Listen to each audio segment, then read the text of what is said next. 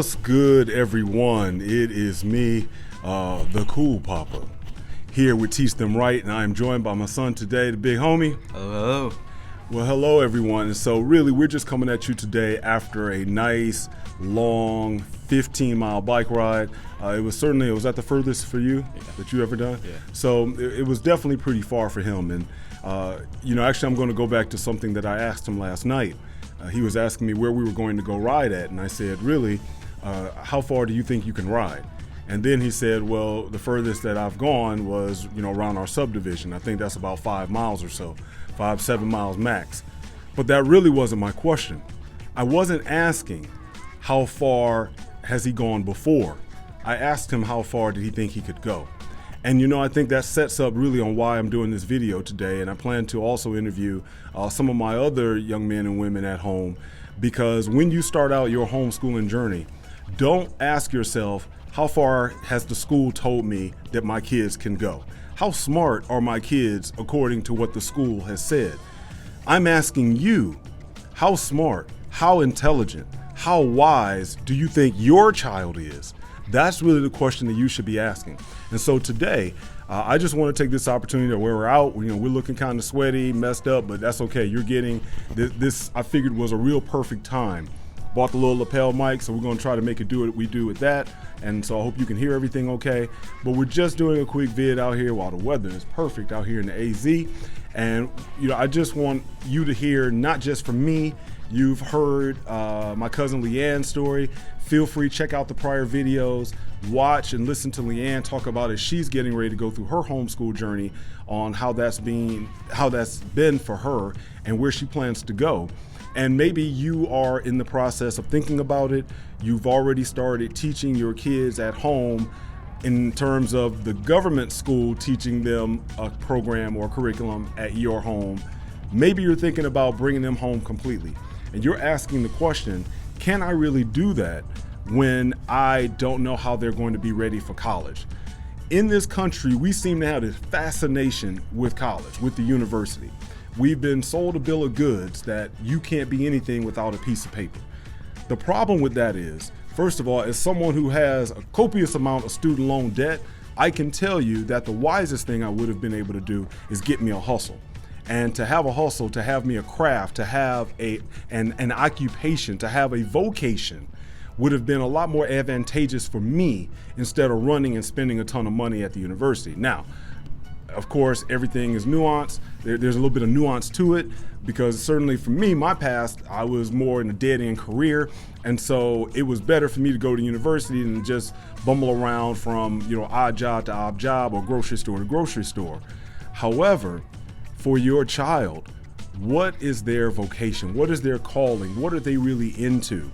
Obviously, I'm out here in Arizona. If you have a child that's into fixing air conditioning, they're probably going to be much more marketable being an AC guru, an HVAC guru, than going to get a psychology degree or an IT degree from the local university. So don't worry about that. At the same time, I do realize there are some things, and certainly if you're at home and your young man or young woman is an expert at playing Call of Duty or whatever the video game flavor is of the month, and they're waiting, all they know how to do is play PlayStation, what is it, 5 now about to come out?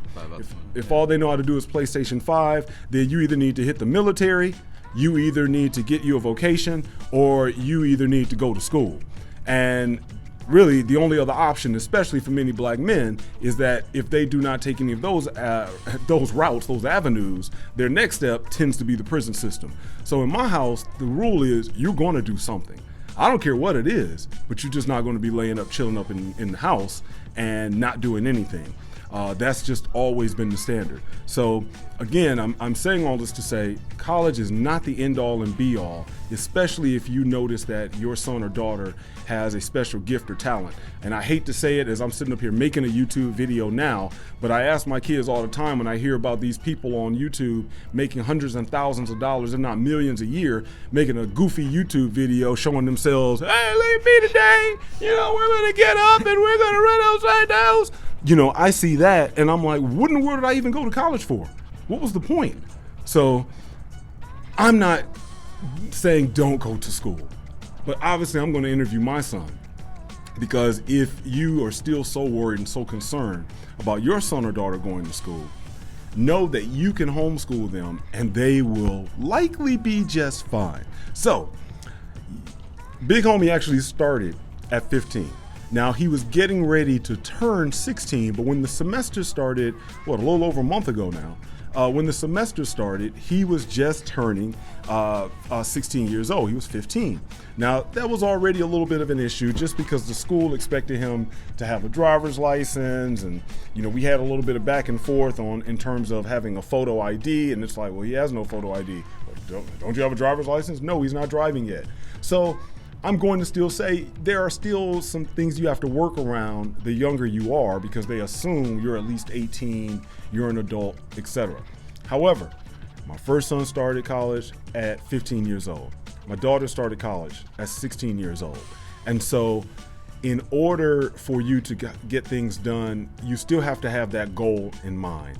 But understand, just have a goal in mind. What I mean by that is know that you have something for your son and daughter to do, not just stay around the house, but having that goal of if you are determined that going to college is the main thing, then at least know that you can homeschool them and they can get there. They can be prepared. You can do it. If I could do it, you could do it. Okay? So with all of that being said, now you've started.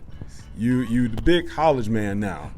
I'll say, first of all, how do you feel now that you've started? You've now been in school for a week. What two classes are you starting out with now? Starting with English 101 and African American History. All right, so English 101, African American History. Why did you choose those two classes to start out with? Well, English 101 I needed really the most. I felt like I wasn't really up to speed on my English that well, on how to write essays and all that. But for African American History, I felt it was more of an easy class for me to do, just prepare me for the rest of my college courses. Now, why didn't you feel that you were prepared to write essays? Well, I've written essays before, but I just felt like